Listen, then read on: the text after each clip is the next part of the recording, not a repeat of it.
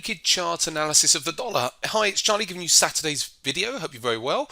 And so what we've done is I've taken everything off of my charts, and so we've got the dollar index up here, and I've left a single support line here on my chart of the dollar. So I've got this on a monthly chart, and what we're going to do is just going to put some basic lines onto the chart just to look at where support, general support and resistance is.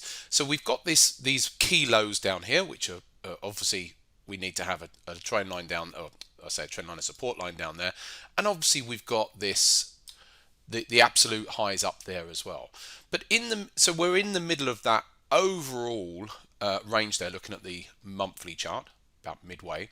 But we can also, I would say, we could also have, looks like we could have a line there, but I just want to have a look at this level as well. These highs here, this intermediate high here, there's a lot of open and closes in that area as well. So although this would definitely be a level as well up around here, I'm going to actually take that one off for now and leave this one on here.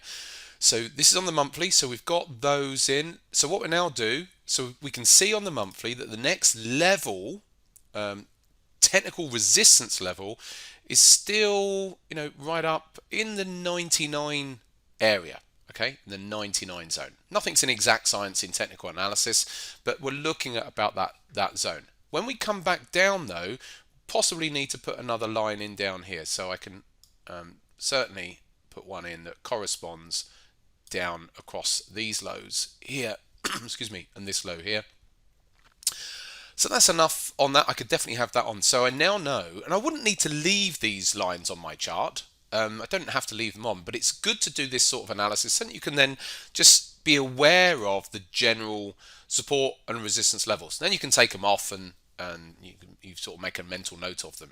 So this one down here as well. So now we know that we've got up to around about 99, and we've got these levels down here around about 92. Now that's quite a long way away from current price, and so what about closer levels? So I'm just going to take, and I'll leave that one on for now. Let's go to a weekly chart, see if there's anything there on the weekly. No, that one corresponds to here, so that's fine. This one, yeah, cuts through all of that.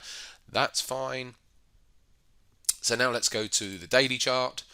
And because sometimes you might just identify some other levels. So, for example, I could put a line here because we had this area which has just become a breakout zone from here. So at some point, it's likely the dollar will retrace, maybe next week, and so that would be a zone that it could just do a very shallow retrace back to retest what was once resistance, becomes support. We've seen plenty of that sort of activity going on all of the time as well. So now what we've done, just by taking our charts out, putting some lines in, we've now got a load of levels. We've got this very, very short-term level, which I'll take back off again now.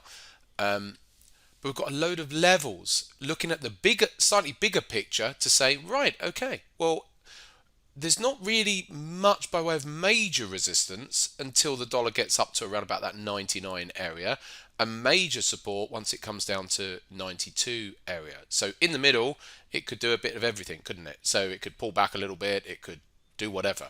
So then if you're a trader who is looking for new opportunities, you know that we're in the middle. So you could be looking for, considering it's been going up, you could be looking for pullbacks or something like that to get long, or you could, as a trader, be saying, right, I'm going to sit this out, but I will look for trading trades when price gets to either this level up here of resistance, because this zone up there, I'll start looking for potentially there will be plenty of reversal traders, plenty of sellers will come in up in that area. So you can use whatever reversal techniques you use or whatever to trade in that zone, and likewise if it was to pull back down to this zone. So then all of a sudden you've got a plan just based on just doing some very, very basic raw analysis. And if there were trend lines to put on, I'd put trend lines on as well, but I haven't got any when I'm looking at this chart. And now you can start to formulate that plan, and away you go from there. And then you can use your strategies or whatever techniques you use for buying or selling based on some of these levels. And we could do this across numerous charts. In fact, we will. Here's one I've prepared earlier. This is the New Zealand dollar on a quarterly chart. And so this one, I just put this one on because we've actually got some nice trend lines on this one. I can put the support levels, the horizontal support levels on as well. But again, this is a chart whereby we've got just a naked chart and just putting some lines on. So I've put a line across these lows here. So that's obviously going to come into play. And it works out that it's got a channel here, which I could extend the lines as well. So it's actually within a channel there, but it's also within a longer term, as we can see. There's a declining trend line from forever back. So again, what we can see here is a plan forming. So if the New Zealand dollar came down to this trend line down here, that would take a while. It's a quarterly chart. Then there might be something you'd want to be doing down in that zone. Likewise, it's within this channel, and overall it could end up pushing up when it comes up to this long-term trend line. Certainly you would expect it to see that as resistance, but then if it broke that, then you know that it's got that potential to run back up to the upper trend line within the channel as well. So basic stuff today.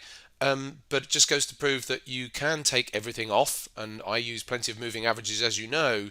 I love moving averages, but it's still really useful to just get to basics and just take everything off, put some trend lines on some higher time frame charts, and see where we are, whatever the market is, within the context of its overall bigger picture moves, and then you can drill that down to the smaller time frames. There you go. That's Saturday's video for you. Hope you have a lovely weekend, and I'll see you next week. Take care for now.